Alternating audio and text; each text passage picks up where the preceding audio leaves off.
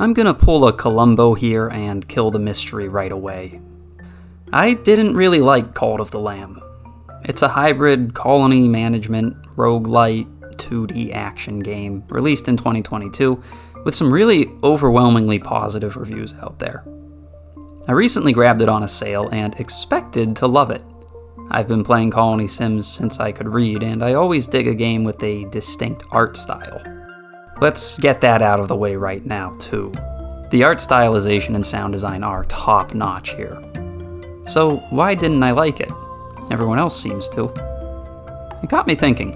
When I was in high school, I had a thumb drive with Angband, NetHack, DCSS, and about a dozen other free games I'd bust out in the computer lab. I did grow up to make gaming review videos, so you probably could have guessed that I've always been an odd duck. I don't know if I ever beat any of them, but roguelikes are very appealing to me. You roll up a character, advance through randomized floors, level up, improve your equipment, and over the course of hours you develop off-the-cuff strategies based on what you get. They're like RPGs, but with much higher stakes. So if I like roguelikes so much, why do I so often feel dissatisfied with their wimpy red-headed cousins? Roguelites. Well, I think Cult of the Lamb really laid it bare for me. In this game, we fight through randomized dungeons using randomized weapons, spells, and artifacts. We don't design our character or really have much choice in what comes our way. Each dungeon run is maybe 10 minutes long, and the world is broken into 4 dungeons. Each requires 3 successful completions to unlock the stage boss, and then once all the bosses are cleared, we tackle a final boss to finish the game. By the halfway point of the base game, I already felt burnt out by this cycle. And it hit me. The thing I subconsciously have always really loved in my games. Choices and the continuity of those choices. I got a thrill in Homeworld when my fleet moved into a new level with the same ships. I loved when Mountain Blade let me carefully hone my army from peasants to knights. It's there over and over in all the games I love. Long RPGs where an item I've been saving for hours suddenly becomes useful. Games where I shape a mercenary band through 100 battles, or city builders where my initial layout might make or break me a dozen hours later. Continuity. Making choices that in some way shape the progression of my interaction with the game. Choices matter, but in a mechanical sense. Cult of the Lamb seems to lack almost any continuity or choice in the action sections. There's no real way to influence what abilities you might get beforehand, and you might get another weapon or spell choice twice over a dungeon. The majority of tarot cards are effectively useless, and every randomized item category has a few options that I simply did not want to use again. Even the meta progression is mostly just unlocking higher damage versions of the same weapons.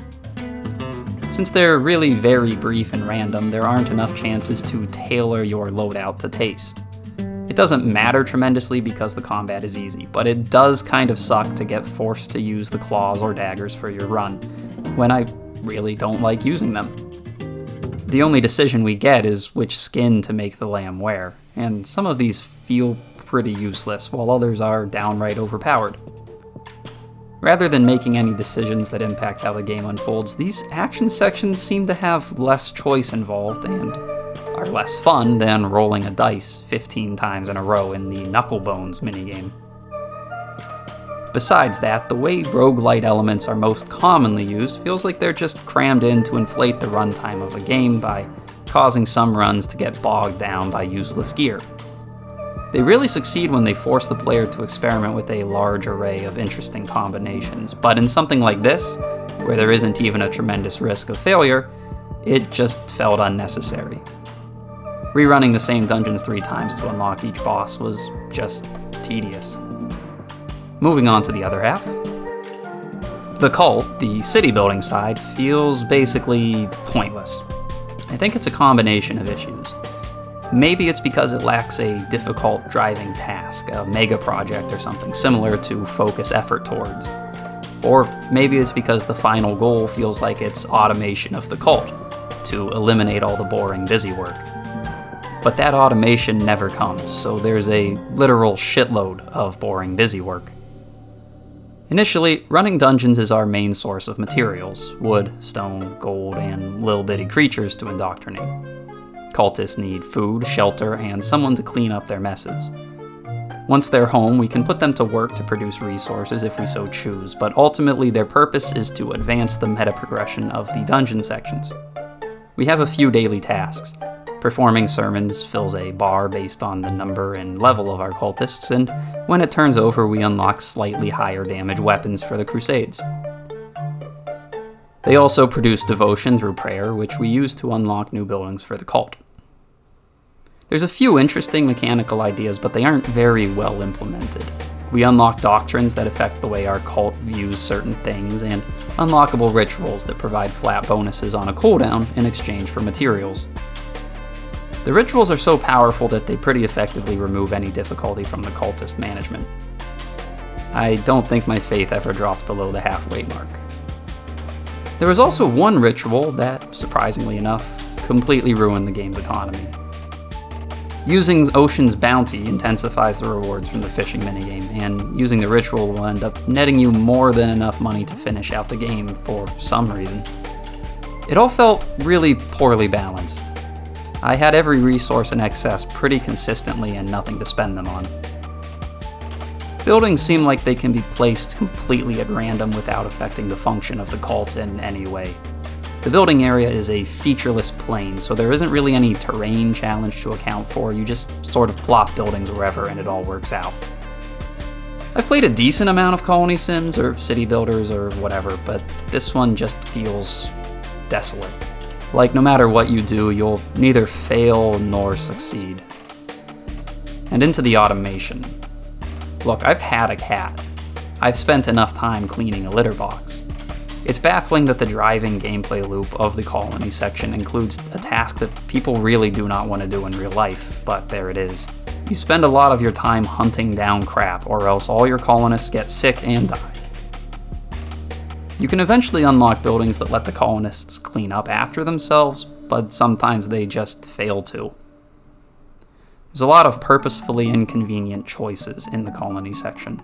You can build a farming station that allows cultists to plant and water crops on their own, but they won't be able to pick those crops until you unlock the second building upgrade, maybe 8 hours in. And even then, the crops don't pull directly to your inventory. You need to stop by every day and pick them up, and then jog to retrieve the wood and lumber from your resource stations, and then manually assign them to the refining station, and on, and on, and on. You aren't making interesting choices in the colony. You're just running down a list of repeating daily tasks that boil down to walking somewhere and pressing A over and over. I hate it when a game tries to become a job. I'll admit it was interesting at first, but most games are, at first. I played for around 13 hours. When I beat the final boss, a DLC triggered and it was revealed the second part of the game is going through the exact same dungeons again, and defeating up-powered versions of the bosses.